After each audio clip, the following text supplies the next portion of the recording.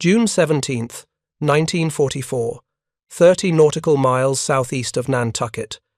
The conning tower of German submarine U-853 breaks the surface of a calm Atlantic, her diesel engines coughing to life in the pre-dawn darkness.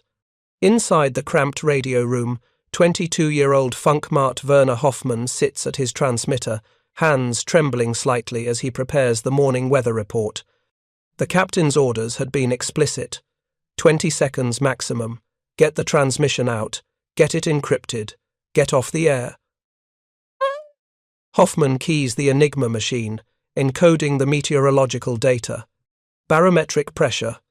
Wind direction. Sea state. Cloud cover.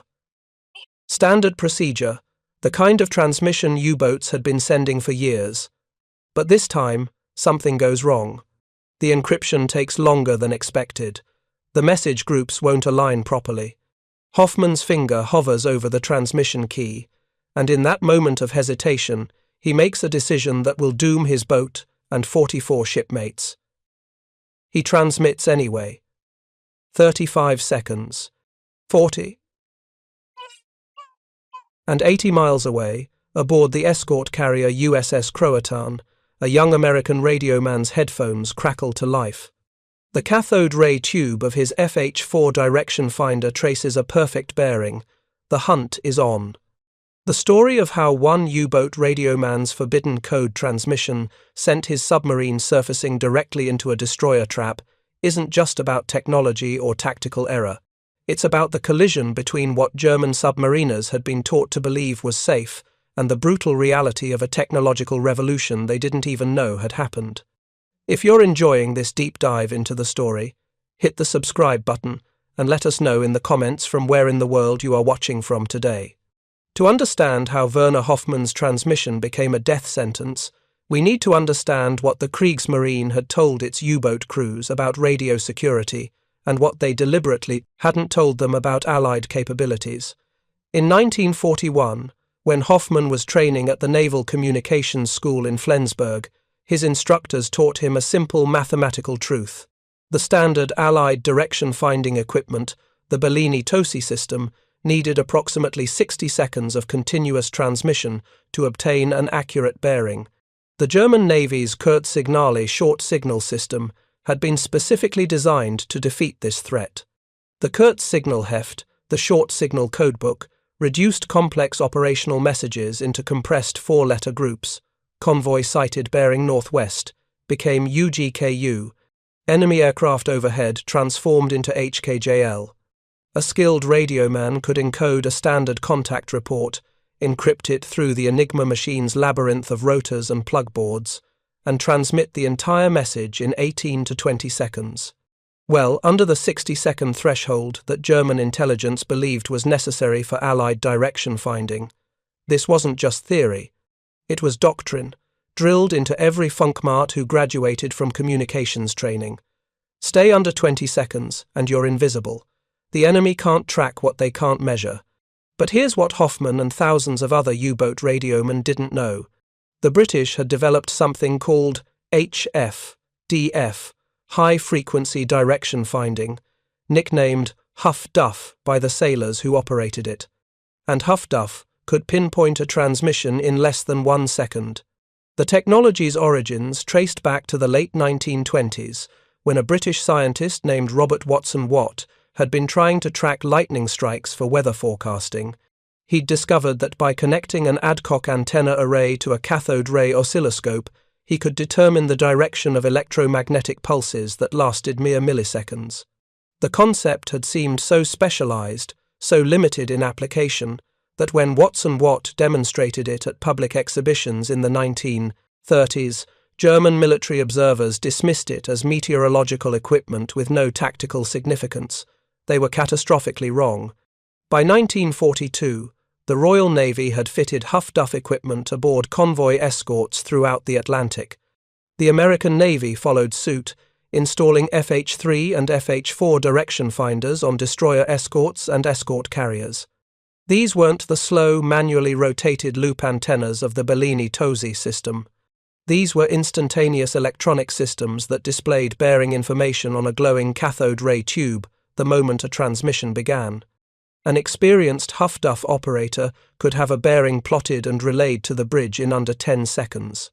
Multiple ships taking simultaneous bearings could triangulate a U-boat's position to within a few miles. And if a carrier-based aircraft happened to be airborne, it could be vectored to the transmission source and arrive overhead while the U-boat was still on the surface, still vulnerable, still believing it was safely hidden beneath the detection threshold. The German Navy had built its entire radio security doctrine on intelligence that was 3 years out of date, and in the spring of 1944, that obsolete doctrine was killing submarines at an unprecedented rate. Admiral Karl Dönitz, commander of the U-boat force, had begun to suspect something was wrong. Convoy after convoy seemed to evade his carefully positioned wolf packs. U-boats that reported contact with enemy shipping found themselves under immediate aircraft attack, sometimes within minutes of surfacing to transmit. Dönitz's staff investigated every possibility. Perhaps the Enigma code had been compromised? No, German cryptographers remained absolutely convinced their machine ciphers were mathematically unbreakable. Perhaps Allied aircraft had developed new radar systems? Partially true, but radar alone couldn't account for the speed and precision of the attacks. The actual answer, and that the Allies were reading German communications through captured Enigma materials and locating transmitting U-boats through huff-duff in real time, never fully penetrated German naval intelligence. They believed what they needed to believe, that their submarine fleet was fighting against superior numbers and better tactics, not against an enemy who could see their every move and hear their every transmission. This willful blindness created a death trap for men like Werner Hoffman. Throughout 1943 and into 1944, Dönitz issued increasingly desperate orders about radio discipline. Standing War Order 254, issued January 30, 1944, demanded absolute minimization of transmissions. Boats were reprimanded for tuning transmitters with radiation, for sending unnecessary status reports, for breaking radio silence during rendezvous operations. But these orders focused on reducing transmission frequency, not transmission duration. The core assumption remained unchanged. Stay under 20 seconds and the enemy can't find you. Weather reporting complicated everything.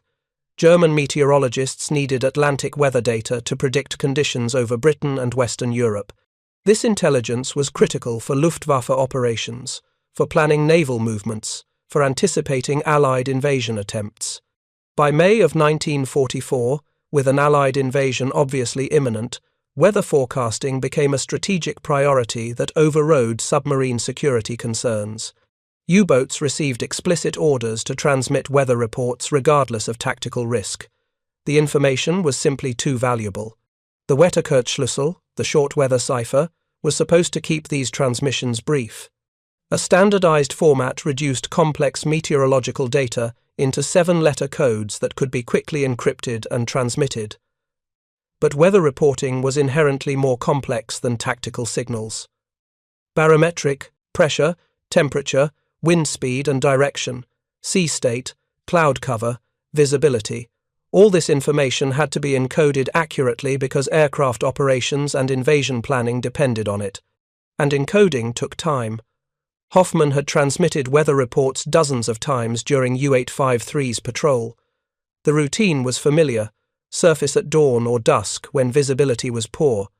Extend the radio mast, power up the Telefunken transmitter, key in the encrypted weather data, transmit, retract the mast, dive. The whole process, from surfacing to submerging, took about 4 minutes. The actual radio transmission, if everything went perfectly, took 20 seconds or less. But on June 17, 1944, things didn't go perfectly.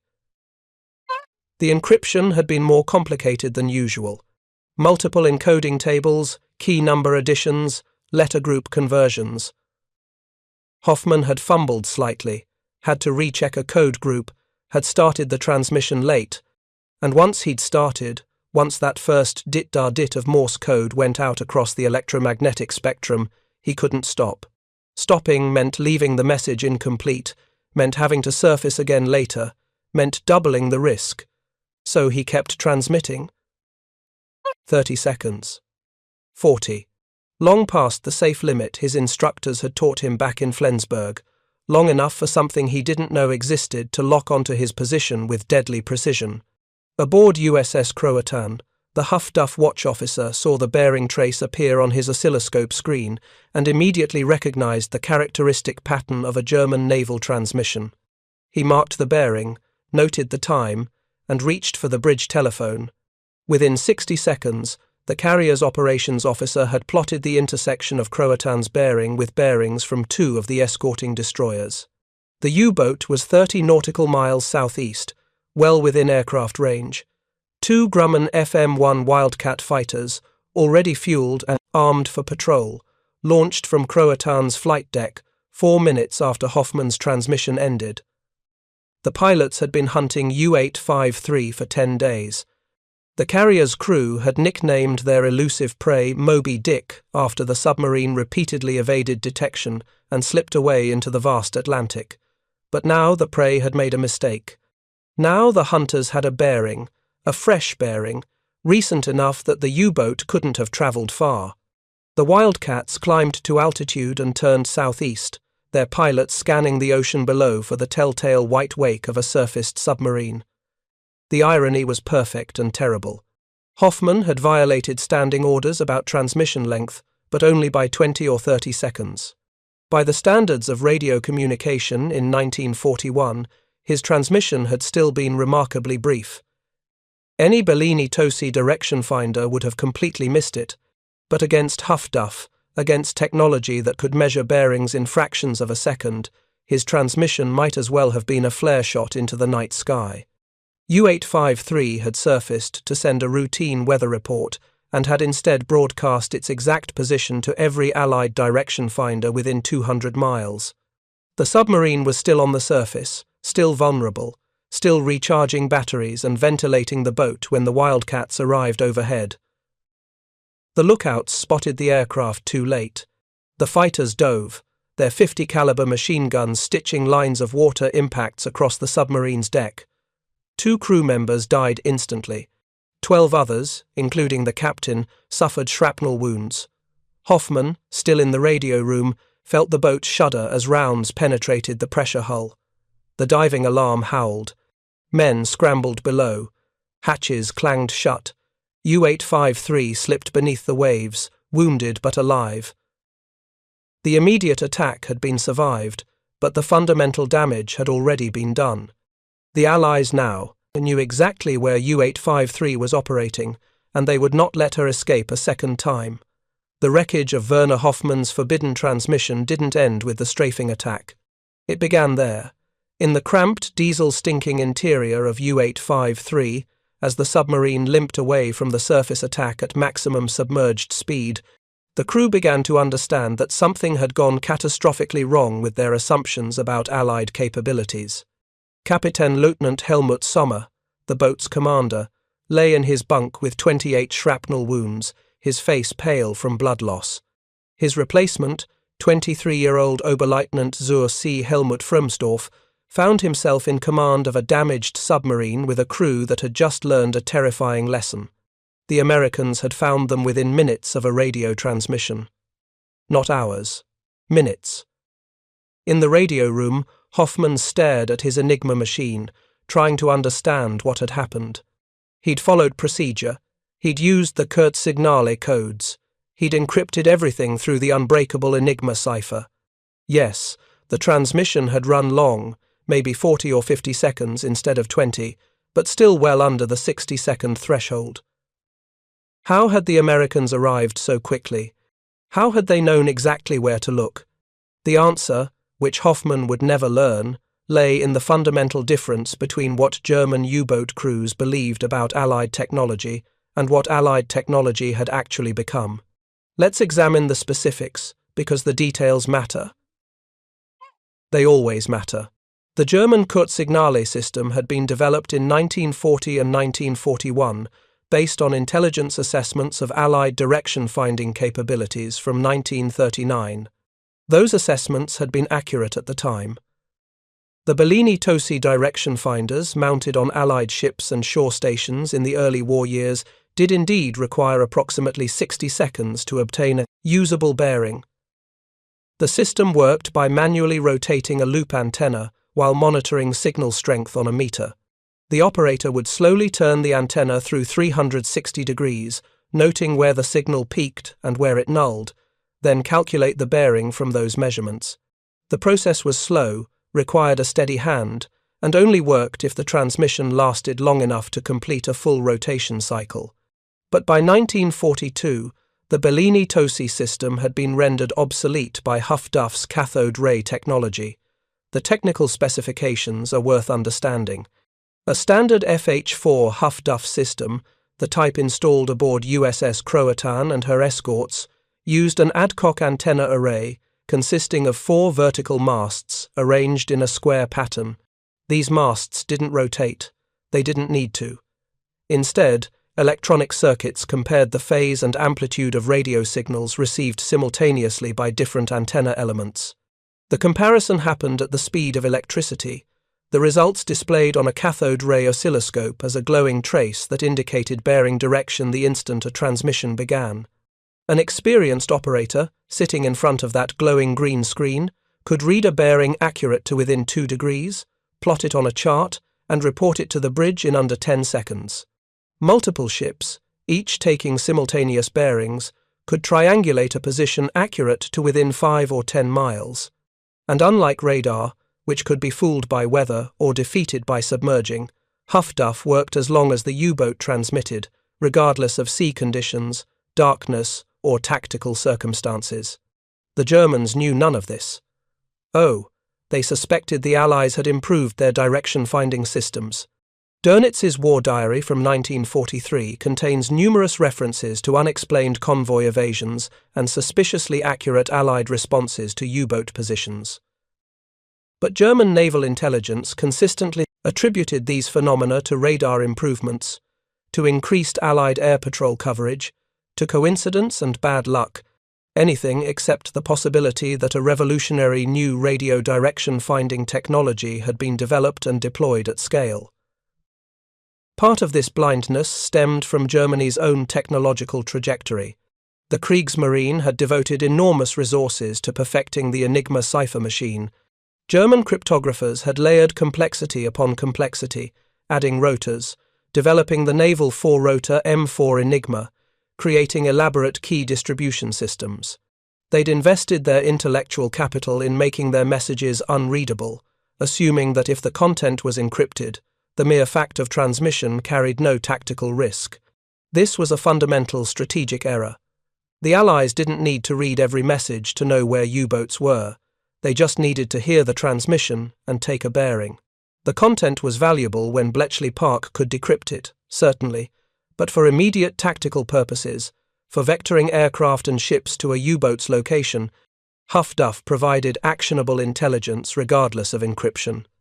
A U-boat captain sending a perfectly encrypted Enigma message about convoy sightings was also, unwittingly, broadcasting his exact position to every Allied direction finder within 200 miles. The scale of Allied huff-duff deployment by mid-1944 was staggering and completely unknown to German intelligence. Shore stations ringed the Atlantic, installations in Britain, Iceland, Greenland, Newfoundland, Nova Scotia, and the eastern United States. These stations operated continuously, staffed by specially trained operators who could recognize German naval transmission patterns by their characteristic format. When multiple shore stations detected a transmission simultaneously, their bearings were forwarded to tracking centers in London and Washington, where specialists plotted U-boat positions on massive wall charts. But shore stations, for all their value, had limitations. The distances involved meant bearing accuracy degraded over long ranges. A 5-degree error in bearing measurement, trivial at 50 miles, meant a 20-mile uncertainty in position at 200 miles.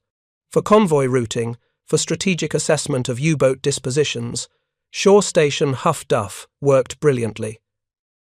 For tactical immediate response, something more was needed. That something was shipboard huff-duff. By 1944, the majority of Allied escort vessels and escort carriers in the Atlantic carried FH-3 or FH4 huff-duff systems. These were compact versions of the shore station equipment, designed to operate in the cramped spaces and harsh conditions of warships at sea. Installation priority went to convoy escorts, to the destroyers and destroyer escorts that screened merchant shipping. But the real revolution came when escort carriers joined the battle.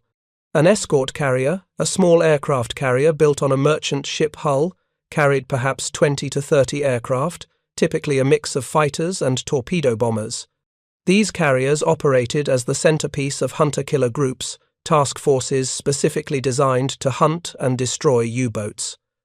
The carrier provided the aircraft. The escorting destroyers provided anti-submarine weapons and additional huff-duff coverage. Together, they created a mobile web of electronic surveillance that could detect, locate, and attack submarines across thousands of square miles of ocean.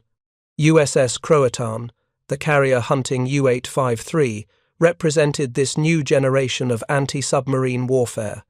Commissioned in April 1943, she'd spent the past year perfecting tactics for combining huff-duff detection with immediate airstrikes.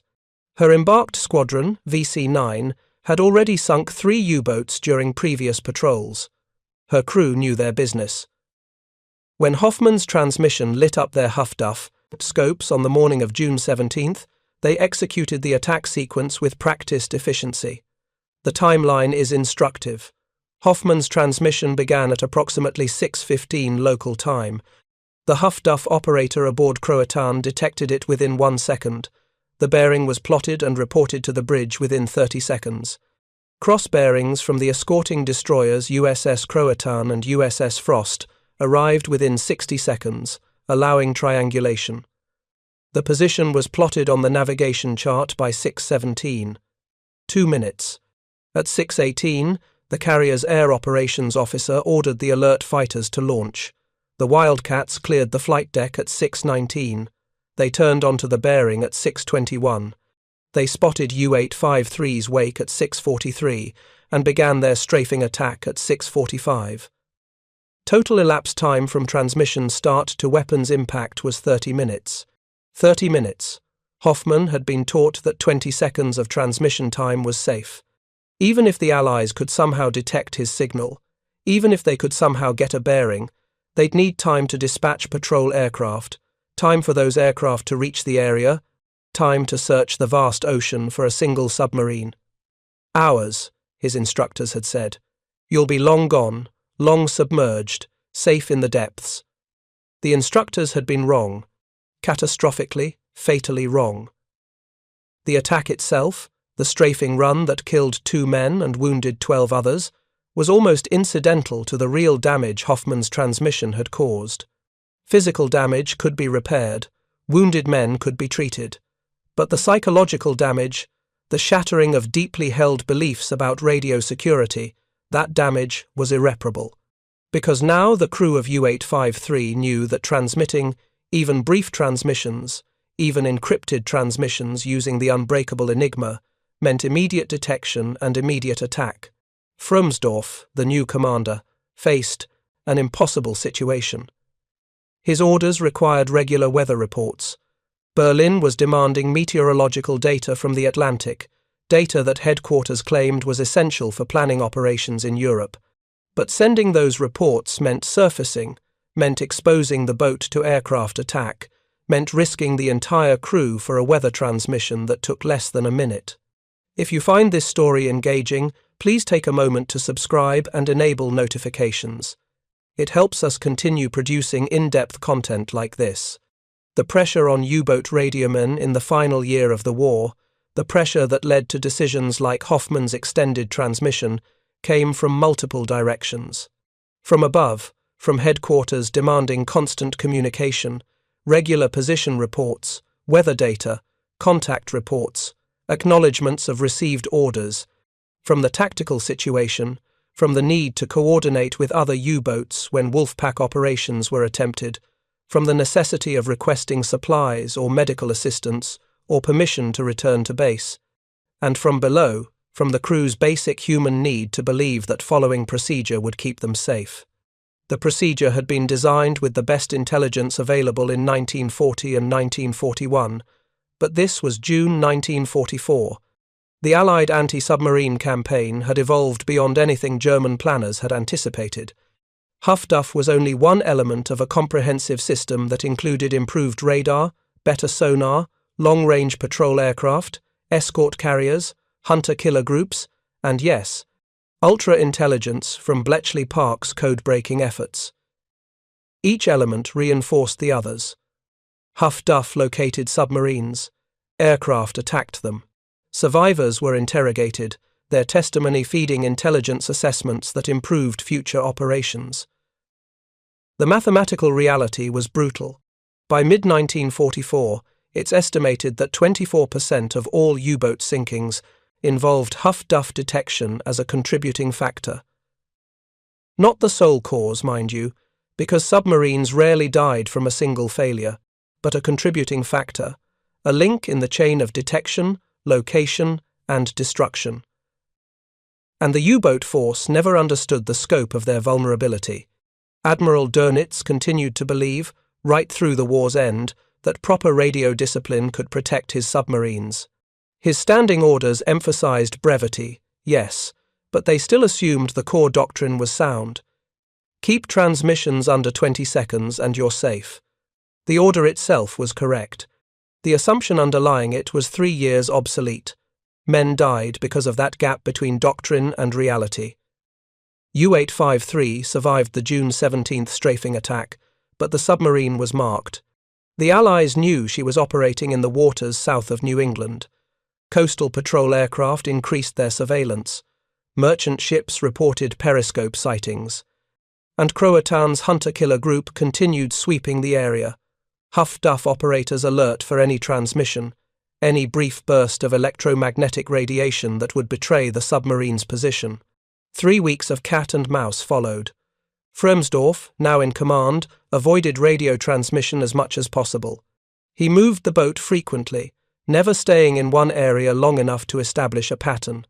He attacked cautiously, using minimal periscope exposure, firing single torpedoes instead of full spreads to reduce time on the surface.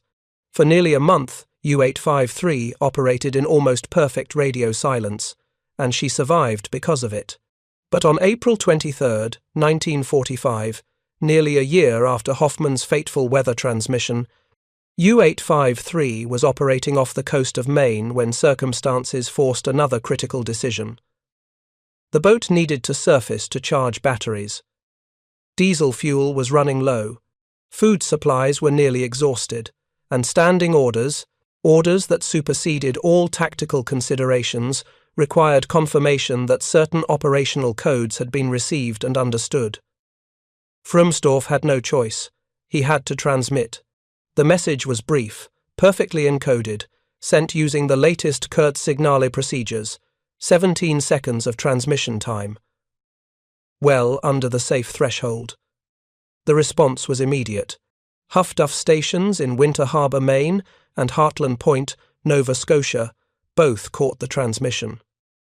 Cross-bearings triangulated U-853's position to within 10 miles. Patrol aircraft were already airborne, conducting routine sweeps of the coastal waters. They were vectored to the bearing, but this time the submarine submerged cleanly. The aircraft found nothing but empty ocean. The danger seemed to have passed. Frömsdorf allowed himself to believe they'd gotten away with it, that the brief transmission had somehow gone unnoticed. He was wrong. The Allies now had a fresh fix on U-853's location. They knew the submarine was operating in the waters off Maine, and they deployed assets accordingly. What Frömsdorf didn't know, what none of the U-boat commanders could have known, was that by April 1945, the Allied anti-submarine network had achieved a level of coordination that made escape nearly impossible once a submarine's position was fixed. Shore-based huff-duff stations, shipboard systems, patrol aircraft, harbour defence units, coastal watchers, all these elements fed information into centralised tracking centres that maintained real-time plots of submarine locations and movements. A single transmission, even a 17-second burst, provided enough data to establish a search box, a defined area where the submarine was known to be operating. Assets could then be concentrated in that box, systematically sweeping, listening, waiting for any sound, any radar contact, any visual sighting that would enable an attack. The ocean had become transparent to the Allies. And U-boats, designed to hide in the vast emptiness of the Atlantic, found themselves with nowhere left to hide. On April 23, 1945, U-853 torpedoed and sank USS Eagle 56, a patrol craft operating near Portland, Maine. The attack was successful. 49 American sailors died, but the torpedo's wake pointed directly back to the submarine's position. Within 30 minutes, the location of the attack was known throughout the Allied command structure. Within an hour, every available anti-submarine asset within 200 miles was converging on the area. U-853 had just announced her position more effectively than any radio transmission ever could. The physics of torpedo warfare made concealment impossible. Fire a torpedo and the wake traces back to your position. Fire from a position where the Allies already knew you were operating, thanks to a huff-duff fix from the day before, and you've effectively placed a target on your own hull. Fromsdorf attempted to escape, diving deep, running silent, hoping to slip away in the darkness. But the Allied response was overwhelming and methodical. The final act of U-853's story unfolded with brutal efficiency. On May 5, 1945, Germany surrendered unconditionally. Admiral Dönitz, now head of state in the collapsing Reich, ordered all U-boats to cease offensive operations and return to base. The war was over. But U-853 was lying in wait off Point Judith, Rhode Island, and either never received that order or, less likely, chose to ignore it. On May 6, just one day before Germany's formal surrender took effect, Fromsdorf fired a single torpedo at the collier Black Point, a merchant ship carrying coal from New York to Boston. The torpedo struck amidships. The ship broke in two and sank in 15 minutes. 12 men died. It was the last American-flagged merchant vessel sunk in World War II, and it sealed U-853's fate. The U.S. Coast Guard station at Point Judith monitored the attack and immediately relayed coordinates to 1st Naval District Headquarters in Boston. The message went out across the anti-submarine network. Task Group 60.7, 3 escort ships returning from convoy duty, was less than 30 miles away. USS Atherton, USS Amick, and USS Moberly altered course and raced toward Point Judith at maximum speed. They arrived at 7:30 that evening and began a sonar sweep of the area. Within the hour, Atherton's sonar operator detected a metallic contact on the seafloor at 108 feet depth. The destroyer escort immediately dropped magnetic depth charges. One exploded, indicating it had struck ferrous metal. The crew fired hedgehogs, forward-throwing anti-submarine mortars, whose warheads only detonated on contact. Multiple explosions followed. U-853 attempted to flee, her electric motors straining, her crew desperate. But there was nowhere to go. The water was shallow, barely 100 feet, offering no place to hide. The escorts maintained sonar contact continuously. Attack followed attack. Depth charges, hedgehogs, more depth charges. The submarine tried lying perfectly still on the bottom, hoping to avoid detection. The sonar found her anyway. She tried running, attempting to escape underwater. The escorts kept pace, dropping patterns of explosives that walked across the ocean floor. The attack lasted 16 hours, through the night, into the morning of May 7th. 2 Navy blimps from Lakehurst, New Jersey, K-16 and K-58, arrived to provide air support, marking suspected locations with smoke and dye markers, attacking with rocket bombs. Numerous depth charge explosions from Atherton and Moberly finally broke the submarine's hull. Planking, life rafts, a chart tabletop, clothing, and an officer's cap floated to the surface. U-853 had been destroyed. All 45 crew members died, including Werner Hoffman, the radioman whose extended transmission 15 months earlier had first marked the submarine for Allied attention. The historical irony is almost too perfect. U-853 became one of the last U-boats sunk in World War II, destroyed on the same day the war in Europe ended. And her destruction traced directly back to the gap between what German submariners believed about Allied capabilities and what Allied capabilities had actually become. Hoffman's weather transmission in June 1944 hadn't directly caused the submarine's sinking, but it had placed U-853 on the Allied watch list.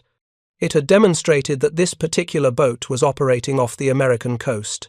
It had provided the first data point in a pattern of contacts, sightings, and transmissions that the Allies tracked with systematic precision.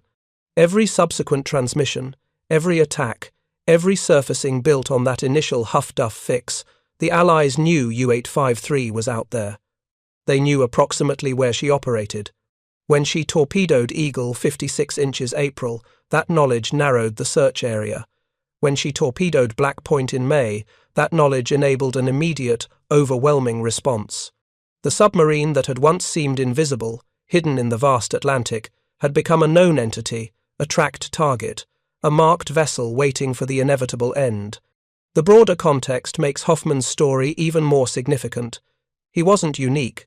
Thousands of U-boat radiomen faced the same pressures, made the same decisions, followed the same obsolete doctrine about transmission length and radio security.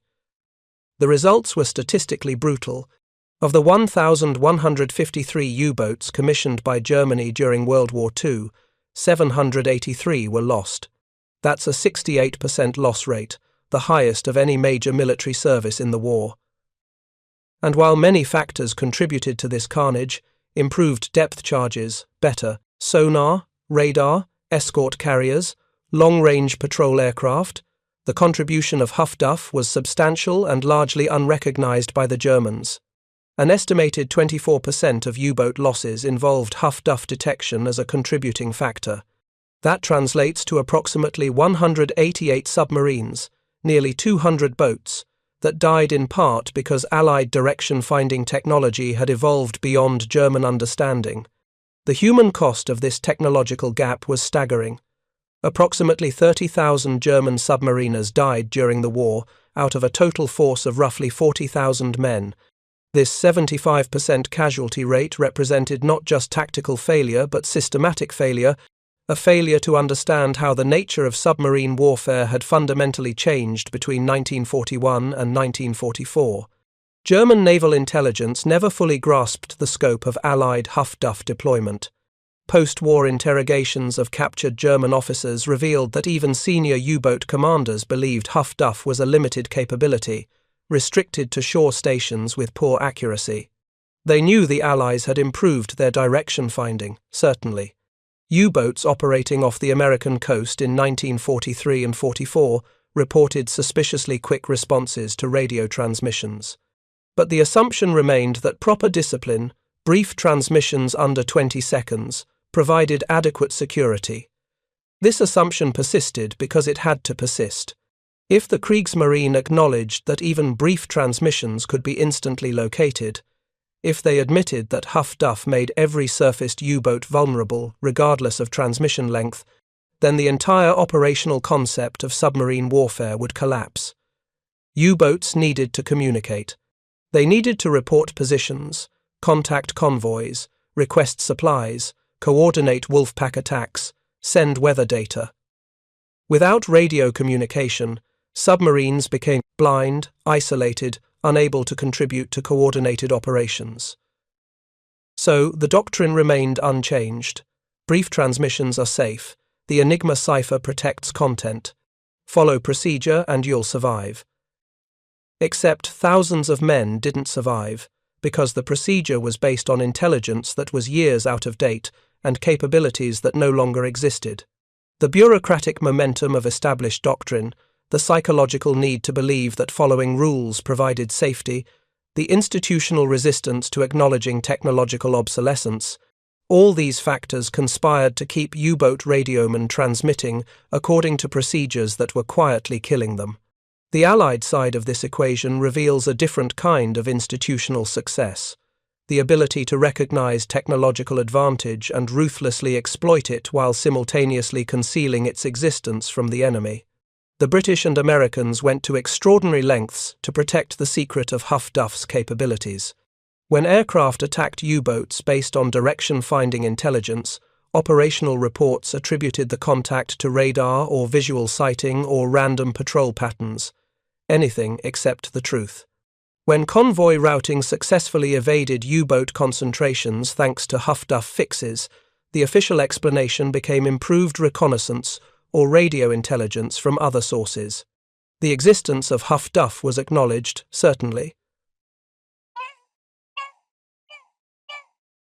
The Germans knew the Allies had direction-finding equipment, but the true capabilities, the instant bearing measurement, the shipboard deployment, the coordinated network spanning the entire Atlantic, these details remained closely guarded throughout the war and for years afterward.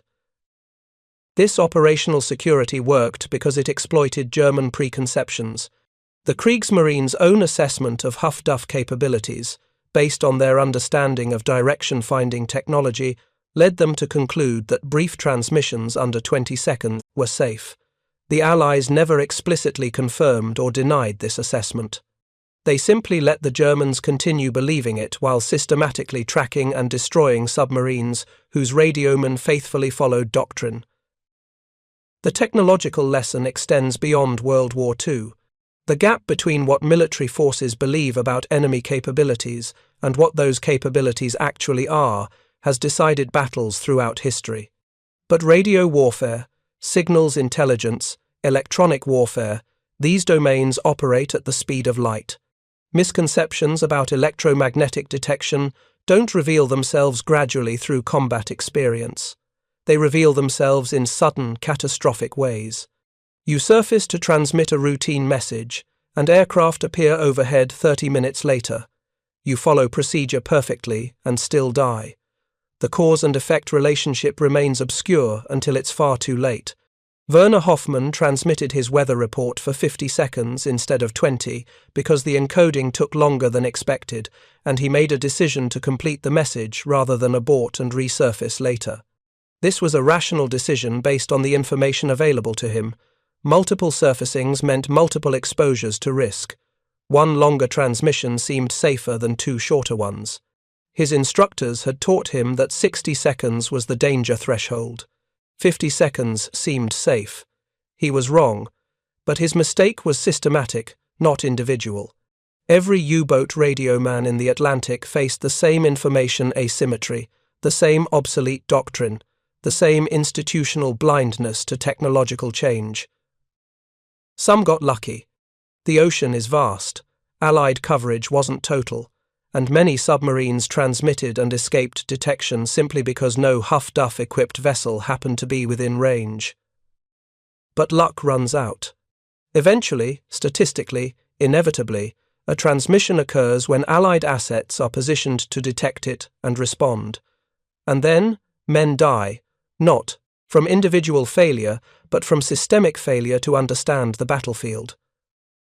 The final historical note about U-853 comes from post-war discoveries. The submarine's wreck was located in 1960 by divers and confirmed through debris recovered from the site. The boat lies in 121 feet of water off Block Island, Rhode Island, her hull shattered by the sustained depth charge attack that killed her crew. She's become a popular diving site, an underwater memorial to 45 men who died fighting a war that had already ended. Among those men was Werner Hoffman, the radio man whose extended transmission 15 months earlier had first placed his boat on Allied tracking boards. Whether Hoffman ever understood what happened, whether he realized in his final moments that the technology he'd been taught to defeat had evolved beyond German comprehension, we'll never know. The ocean keeps its secrets. But the historical record is clear. One radioman's forbidden code, a transmission that ran 30 seconds longer than doctrine allowed, helped seal the fate of a submarine that surfaced directly into destroyer traps it never knew were waiting. The lesson isn't about individual error. Hoffman followed his training. He made reasonable decisions with incomplete information. The lesson is about institutional failure, about military organizations that continue operating on obsolete assumptions, because acknowledging technological change would require admitting that established doctrine is killing their own people. The German U-boat force never fully understood huff-duff. They died, in substantial numbers, because of that failure to understand. And the Allies, recognizing the value of the enemy's ignorance, carefully preserved that gap between belief and reality until the war ended and the truth no longer mattered. Thank you for watching. For more detailed historical breakdowns, check out the other videos on your screen now and don't forget to subscribe.